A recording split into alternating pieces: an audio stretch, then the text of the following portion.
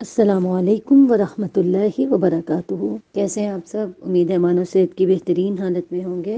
اللہ سے دعا ہے آپ کو اور آپ کے اہل و عیال کو اپنے دین کے بہترین کام کے لیے چن لے اور آپ کے دلوں میں دین کے لیے وسعت اور کشادگی پیدا کر دے اور ہمارے لیے دین پر عمل کرنا آسان بنا دے۔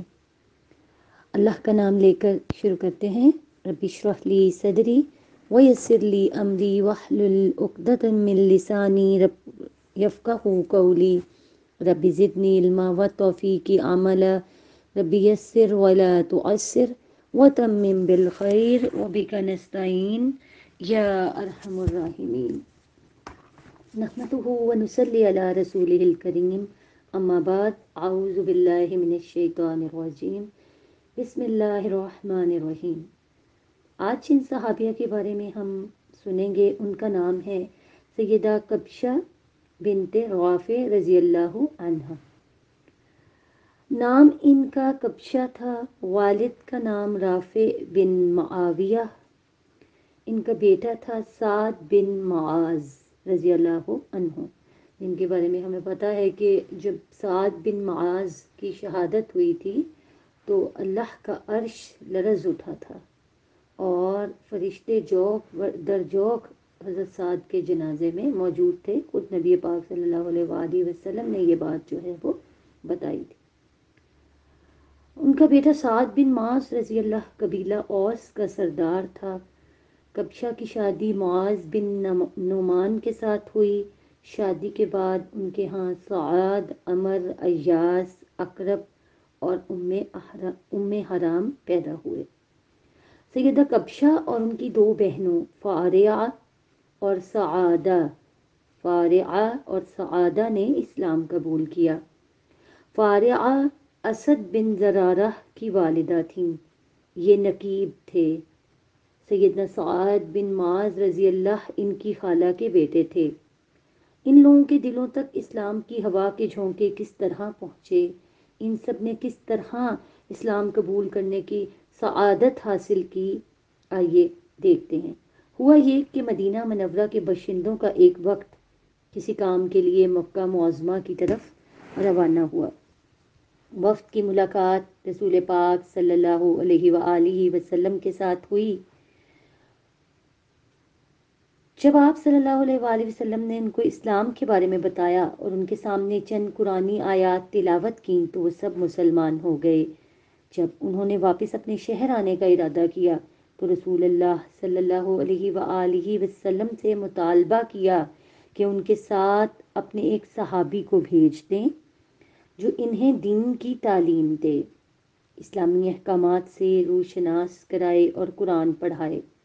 رسول اللہ صلی اللہ علیہ وآلہ وسلم نے اسلام کی نشر و اشاعت اور اسلام کے جھنڈے کو سربلند رکھنے کے لیے پرجوش اور جرت مند نوجوان صحابی کا انتخاب کیا، اور یہ اسلام کے پہلے سفیر دین کے عالم سیدنا مصعب بن عمیر رضی اللہ عنہ تھے۔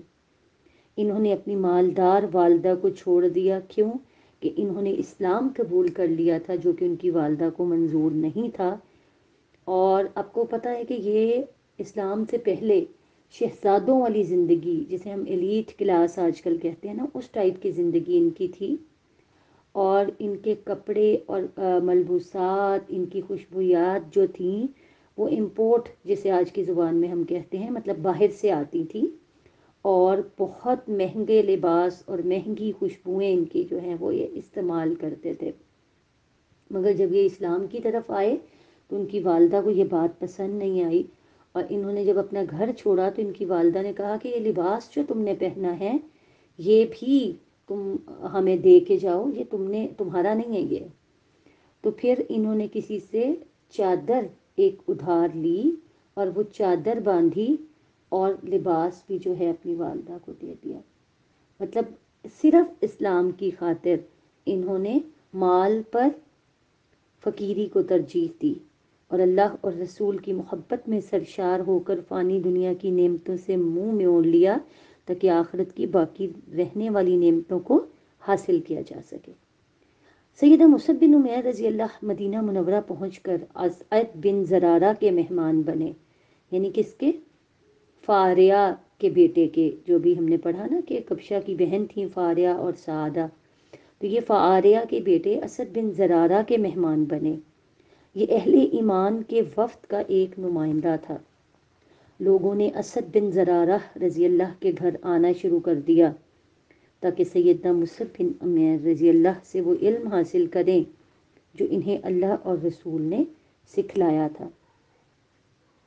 ایک دن اسد بن زرارہ اور مصعب بن عمیر رضی اللہ عنہ باغ میں گئے اور درخت کے سائے تلے بیٹھ گئے۔ کچھ اور لوگ بھی وہاں پہنچ گئے جن کے ساتھ یہ دونوں باتیں کرنے لگے۔ آہستہ آہستہ لوگ آ کر بیٹھتے گئے۔ جب سعد بن معاذ اور اسید بن حضیر نے یہ منظر دیکھا تو سعد بن معاذ نے اپنے ساتھی سے کہا کہ اے اسید، کیا تم نے ان دو اشخاص کو دیکھا ہے؟ یہ دونوں ہمارے علاقے میں آئے ہیں تاکہ ہماری اولاد کو خراب کریں۔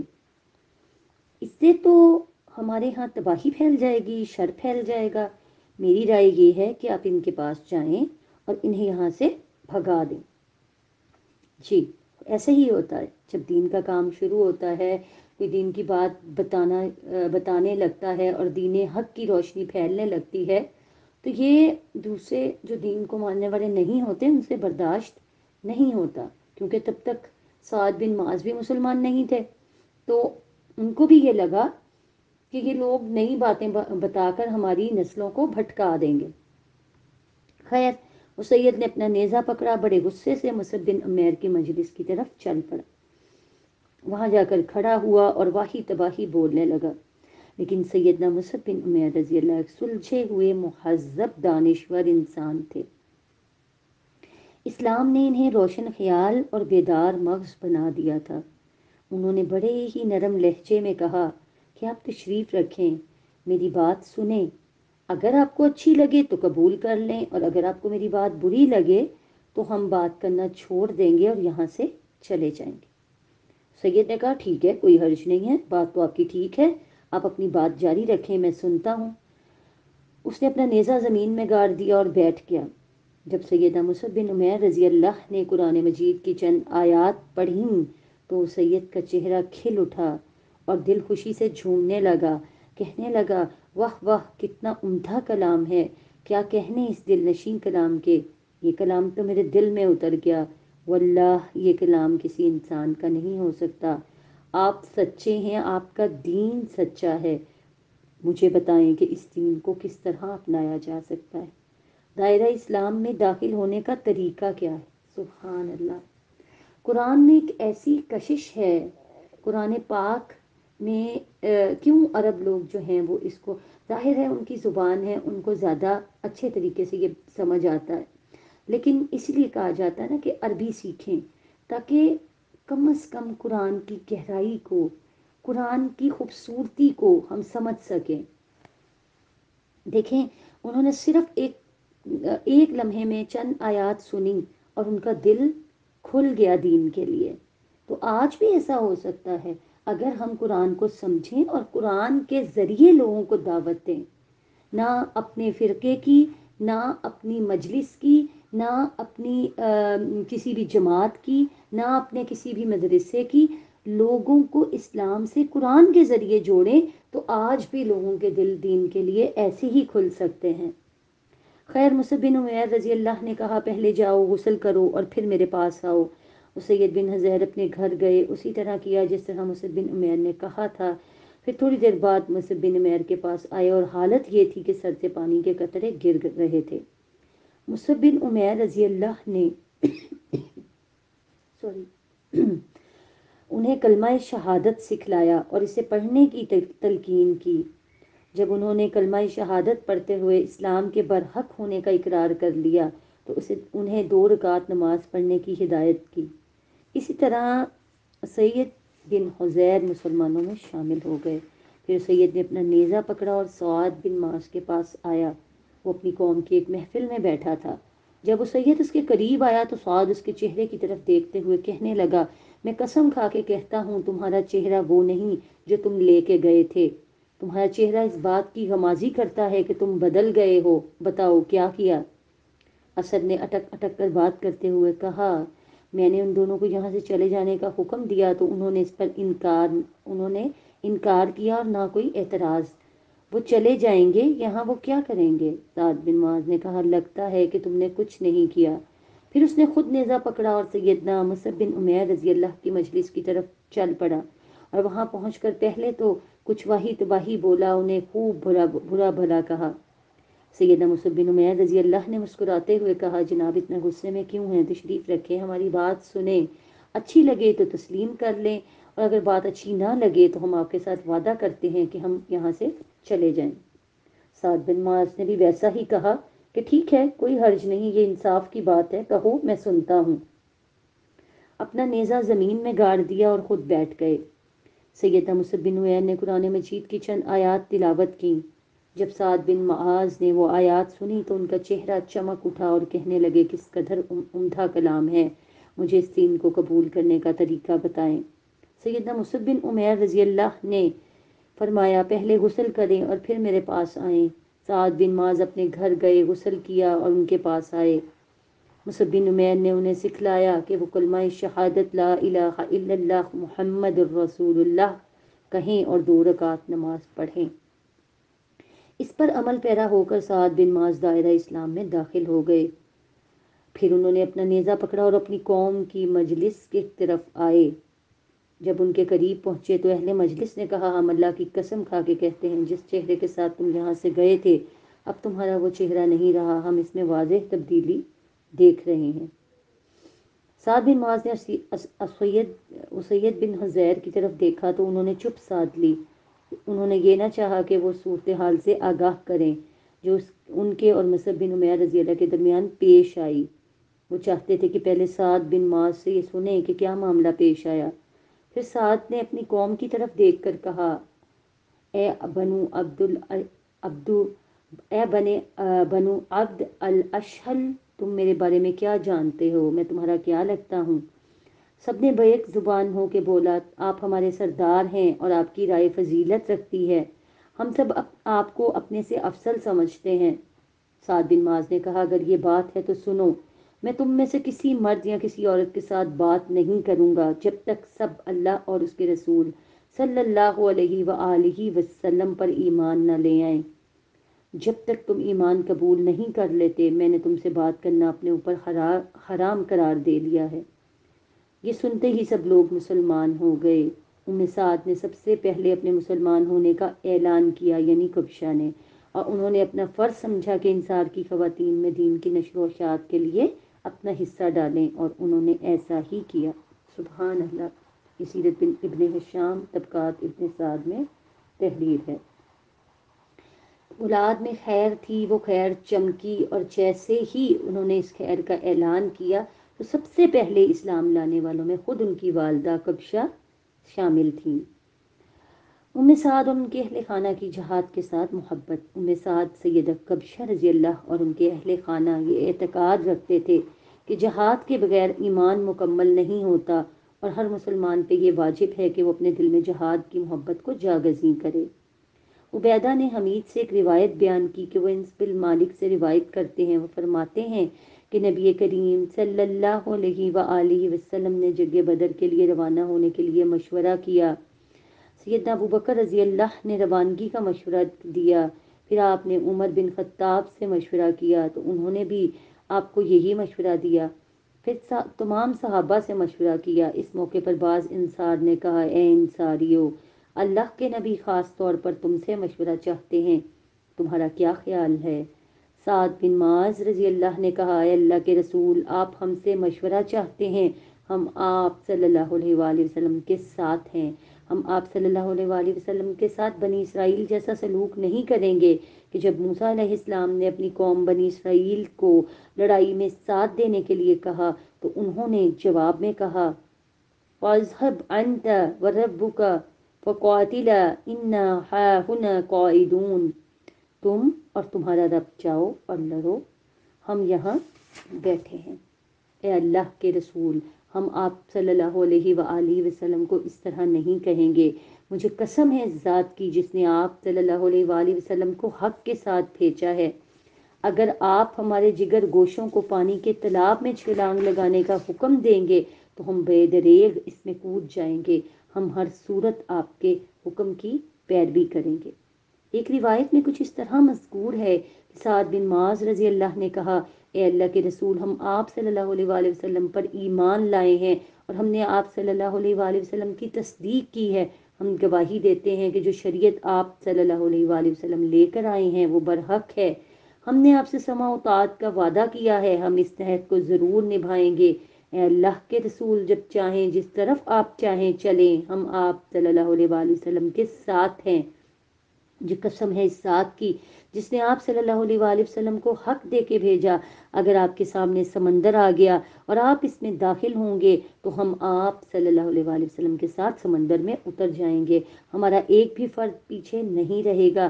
کل جو دشمن کے ساتھ لڑائی ہوگی تو آپ ہمیں لڑائی میں صبر کرنے والا ثابت قدم پائیں گے، ہم لڑائی میں صدقے دل سے حصہ لیں گے۔ لڑائی میں ہماری ثابت قدمی دیکھ کے آپ کی آنکھیں ٹھنڈی ہو جائیں گی۔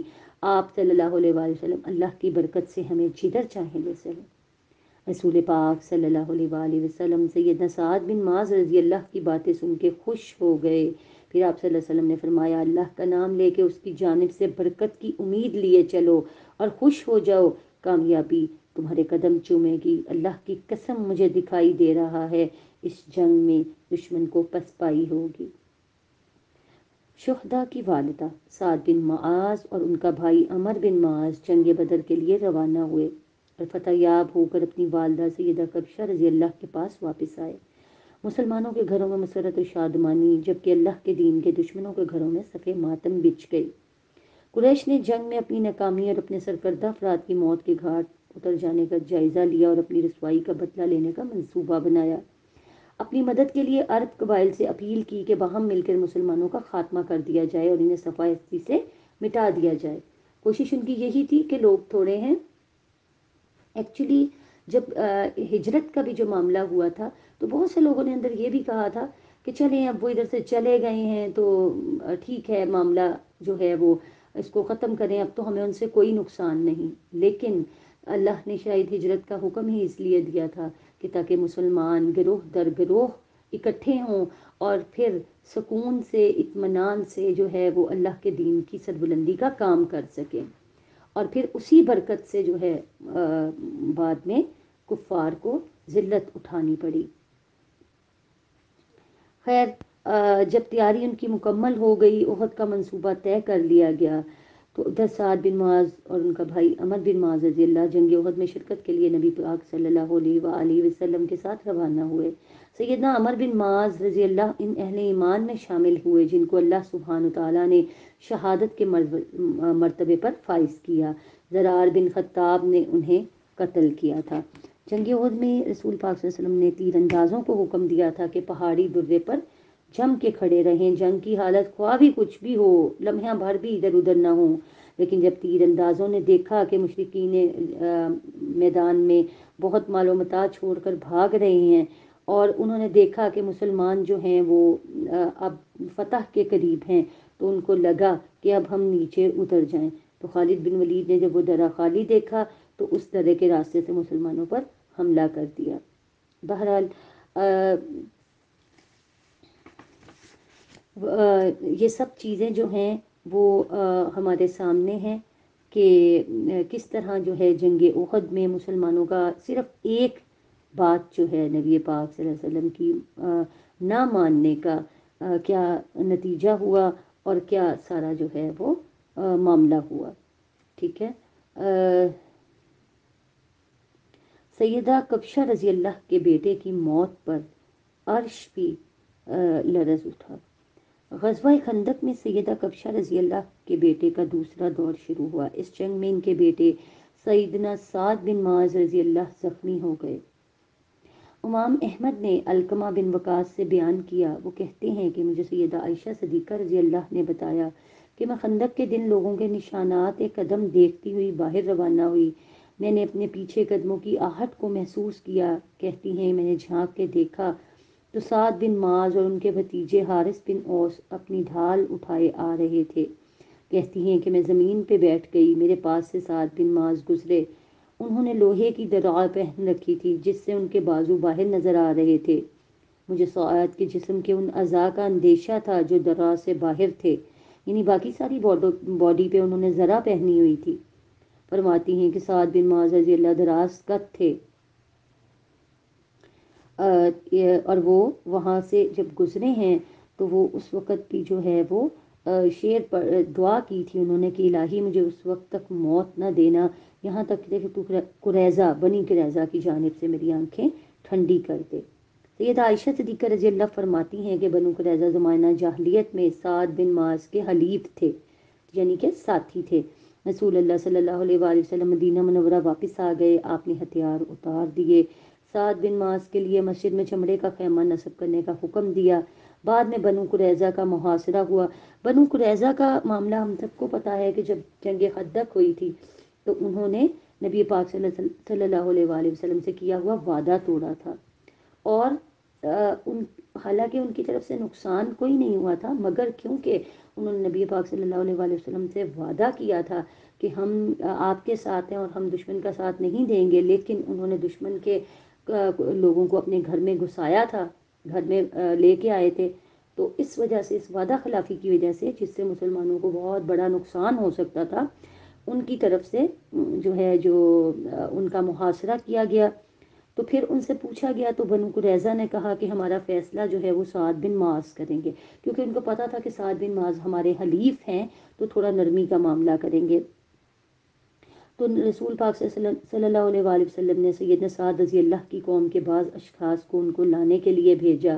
سعد بن معاذ رضی اللہ کو خیمے سے لایا گیا، کہنے لگے اے ابو عمر، بنو قریظہ آپ کے حلیف ہیں، آپ کو معلوم ہے کہ یہ اس وقت مصیبت میں گرفتار ہیں۔ حضرت عائشہ فرماتی ہیں کہ سعد بن معاذ نے ان کی طرف آنکھ اٹھا کے دیکھا، نہ کسی بات کا جواب دیا۔ جب ان کے گھروں کے قریب پہنچ گئے تو اپنی قوم کی طرف دیکھ کے فرمانے لگے کہ مجھے کسی کی پرواہ نہیں، نہ ہی اللہ کے احکامات کو بجا لانے میں کسی ملامت کرنے والے کی ملامت کا ڈر ہے۔ پھر نبی پاک صلی اللہ علیہ وآلہ وسلم نے فرمایا اے سعد، بنو قریظہ کے بارے میں فیصلہ سنا دو۔ سعد نے فرمایا میرا فیصلہ یہ ہے کہ ان کے جنگجو افراد کو قتل کر دیا جائے، ان کے بچوں اور عورتوں کو قید کر لیا جائے، ان کے مال و متاع کو مسلمانوں میں تقسیم کر دیا جائے۔ نبی پاک صلی اللہ علیہ وآلہ وسلم نے فرمایا لَقَدْ حَكَمْتَ فِيهِمْ بِحُكْمِ اللَّهِ وَحُكْمِ رَسُولِهِ، تو نے تو ان کے بارے میں اللہ اور اس کے رسول کے حکم کے مطابق فیصلہ کیا ہے۔ ایک اور روایت میں ہے کہ نبی پاک صلی اللہ علیہ وآلہ وسلم نے فرمایا کہ اے سعد، مجھے قسم ہے اس ذات کی جس کے ہاتھ میں محمد کی جان ہے، تو نے بنو قریظہ کے بارے میں اللہ کے اس حکم کے مطابق فیصلہ صادر کیا ہے جو انہوں نے 7 آسمانوں کے اوپر نازل کیا تھا۔ پھر سعد بن معاذ رضی اللہ کا زخم پھٹ گیا جس سے وہ وفات پا گئے اور ان کی والدہ رونے لگیں۔ رسول اللہ صلی اللہ علیہ وآلہ وسلم نے فرمایا سعد کے علاوہ ہر رونے والی جھوٹی ہے۔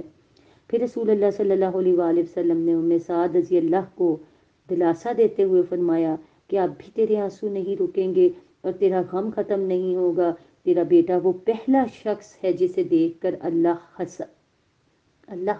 ہنسا اور اس کے لیے عرش کپ کپا اٹھا۔ سبحان اللہ، یعنی اتنی بڑی سعادت کہ حضرت سعد بن معاذ کی جب ڈیتھ ہوئی تو اللہ کا عرش لرز اٹھا۔ اور آپ یہ دیکھیں کہ نبی پاک صلی اللہ علیہ وآلہ وسلم نے فرمایا کہ اللہ مسکرائے، اللہ ہنسے، یعنی سعد کو دیکھ کر، یعنی سعد جب اللہ کے آگے پیش ہوئے ہوں گے۔ سبحان اللہ۔